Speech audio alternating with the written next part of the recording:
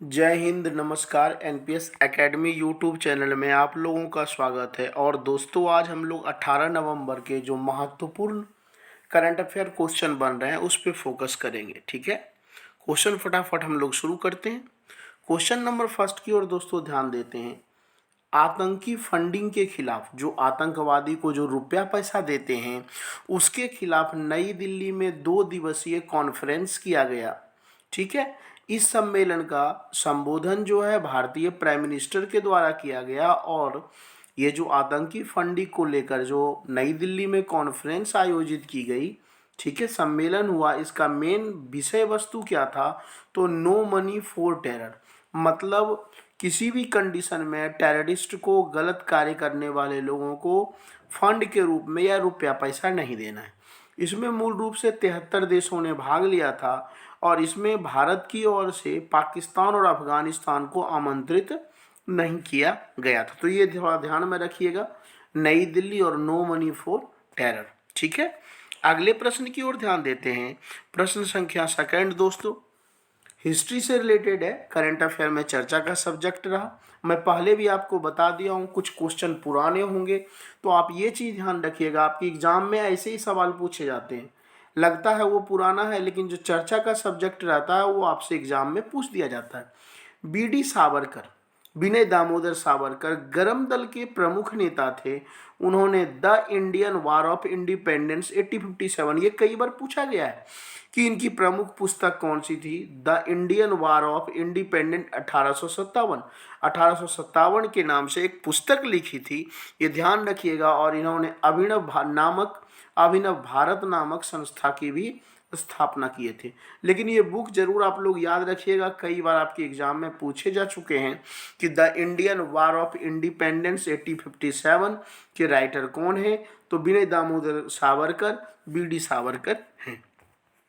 अगले प्रश्न की ओर दोस्तों बढ़ते हैं। प्रश्न संख्या थर्ड, आपको पता है, मैं पहले भी बता चुका हूं, तुर्की का नया नाम तुर्कीय रख दिया गया। ठीक है, इसे इंग्लिश में इसको टर्की बोलते हैं, तो इसका नाम चेंज किया गया, तुर्कीय रखा गया। और इसकी कैपिटल राजधानी क्या है? अंकारा है। ठीक है, 1919 की बात करते हैं तो 1919 ईस्वी में खिलाफत आंदोलन चलाया गया था भारत में।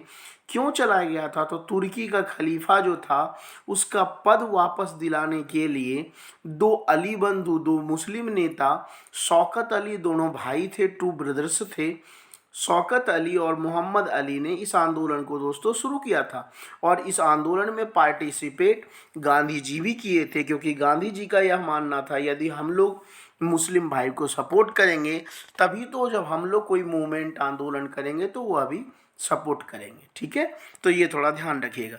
अगला दोस्तों क्वेश्चन बहुत ही इंपॉर्टेंट है और आपके एग्जाम में पूछे ही जाते हैं।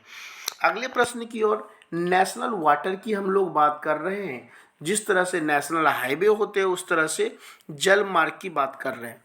तो कॉमन सा फैक्चुअल क्वेश्चन है, ध्यान रखिएगा। नेशनल वाटर 1 किस नदी पर है? गंगा रिवर पर।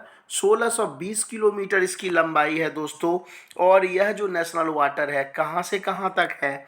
तो प्रयागराज से हल्दिया। प्रयागराज उत्तर प्रदेश, हल्दिया कहाँ पड़ेगा? वेस्ट बंगाल।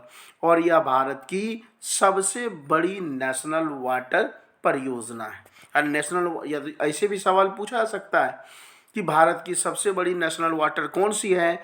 तो NW1 नेशनल वाटर 1। अगले सवाल की ओर ध्यान देते हैं, नेशनल वाटर 2 की ओर।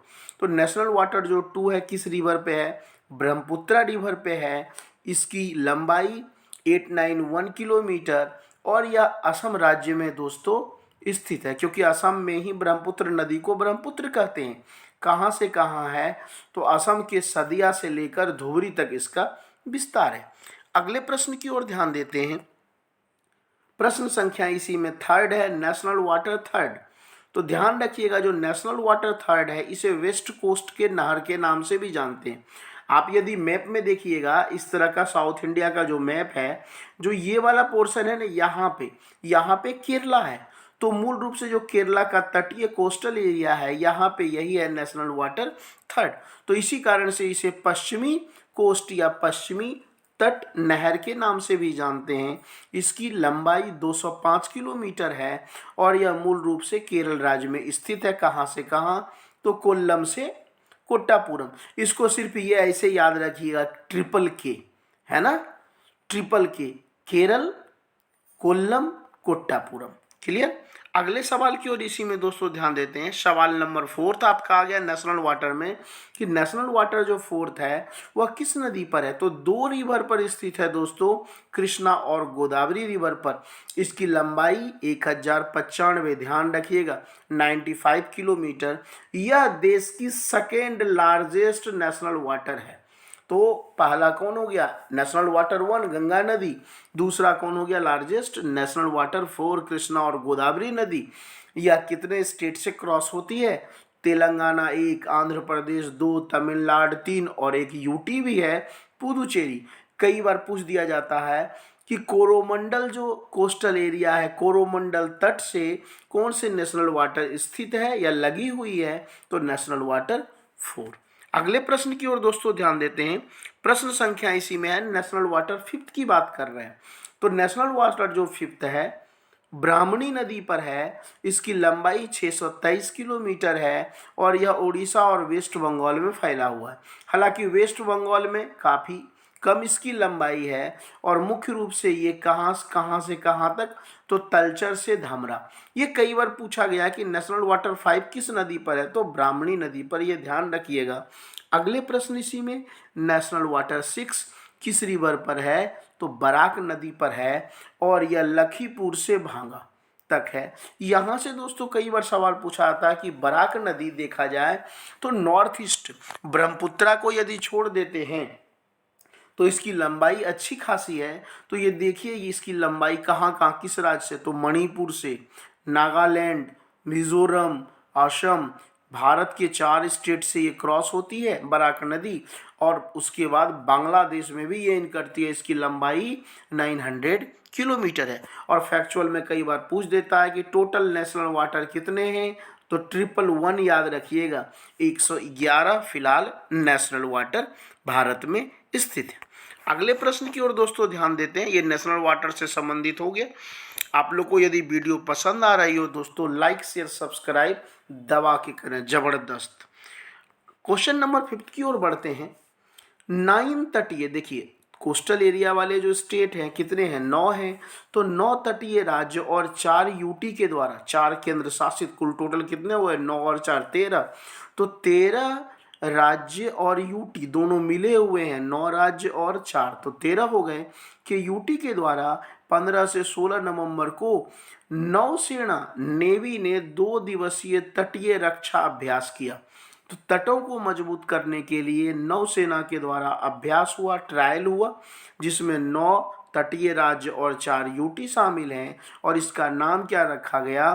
तो सी विजिल 22, ध्यान रखिएगा। तो सी विजिल 22 का मतलब 2022 का आयोजन कहाँ हुआ? तो कोस्टल एरिया में हुआ। 9 राज्य शामिल थे और 4 यूटी इसमें शामिल थे। अगले प्रश्न की ओर दोस्तों बढ़ रहे हैं। प्रश्न संख्या 6 बड़ा ही इंपॉर्टेंट है। वेस्ट बंगाल के नए राज्यपाल कौन बने? डॉक्टर सीवी आनंद बोस। बोस से याद रखिएगा, ठीक है। वेस्ट बंगाल के नए गवर्नर कौन बने? डॉक्टर सीवी आनंद बोस। ये मूल रूप से रहने वाले कहाँ के हैं? केरल के रहने वाले हैं। इनसे पहले यदि बात करें तो वर्तमान जो प्रेजेंट टाइम में वाइस प्रेसिडेंट उपराष्ट्रपति कौन है? जगदीप धनखड़। तो इनसे पहले जगदीप धनखड़ जी वहाँ के वेस्ट बंगाल के कौन थे? गवर्नर थे। लेकिन जब वो उपराष्ट्रपति बन गए तो कुछ समय के लिए अतिरिक्त पदभार, एक्स्ट्रा पावर मणिपुर के गवर्नर को दिया गया। तो मणिपुर के गवर्नर भी ध्यान रखिएगा कौन है? एल गणेशन है, ठीक है। तो एल गणेशन है ना, गणेशन है। गणेशन कहाँ के हैं भाई? मणिपुर का। कुछ समय के लिए अतिरिक्त पदभार कहाँ के संभाले थे? वेस्ट बंगाल के संभाले थे। लेकिन प्रेजेंट टाइम में कौन है? डॉक्टर सीवी आनंद बोस। उससे पहले कौन थे? जो अभी उपराष्ट्रपति बने हुए हैं। राज्यपाल की नियुक्ति से संबंधित भारतीय संविधान का कौन सा आर्टिकल है? तो 155 155 कहता है कि राज्यपाल की नियुक्ति कैसी होगी, क्या कंडीशन होगा, इसकी चर्चा भारतीय संविधान के आर्टिकल 155 में। अगले सवाल बिल्कुल फैक्चुअल है, आपको पता भी होना चाहिए। इसरो के चेयरमैन कौन है?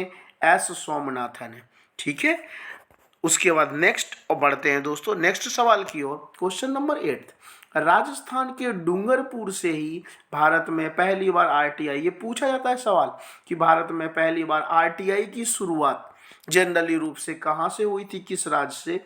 तो राजस्थान। प्लेस पूछ देगा तो डूंगरपुर। लेकिन कानूनी रूप से तमिलनाडु सरकार ने इसकी शुरू की थी। तो आरटीआई पहली बार कानून बनाने वाला राज्य कौन है? तो तमिलनाडु। टीएन से मैं शॉर्ट में बता दिया हूं। और भारत सरकार दोस्तों देखा जाए तो आरटीआई कानून, आरटीआई एक्ट कब बनाया गया है? 2005। हरियाणा गवर्नमेंट, कई बार अपने हरियाणा के पेपर में पूछ दिया जाता है कि आरटीआई एक्ट कब बना? 2005 में। और इसे प्रोसीड अप्लाई लागू कब किया गया? तो 2006 में इसे लागू किया गया। अगले सवाल की ओर दोस्तों बढ़ रहे हैं। सवाल नंबर हमारा 9 आपके पास आ चुका है। मिस्र, आपको ये क्वेश्चन दोबारा रिपीटेशन हो गया है तो मैं पहले ही बता चुका हूं। मिस्र के शर्म अल शेख में, इजिप्ट जो कैपिटल है, इसकी राजधानी काहिरा है, यहीं पे आपको पता होना चाहिए विश्व की सबसे पुरानी सिविलाइजेशन सभ्यता थी जिसका नाम ही था इजिप्ट सिविलाइजेशन। तो मिस्र के शर्म अल शेख में कोप 27 की मीटिंग आयोजित की गई थी। तो कोप 27 की मीटिंग कहाँ हुई थी? मिस्र में। मिस्र के कौन से प्लेस में? तो शर्म अल शेख में।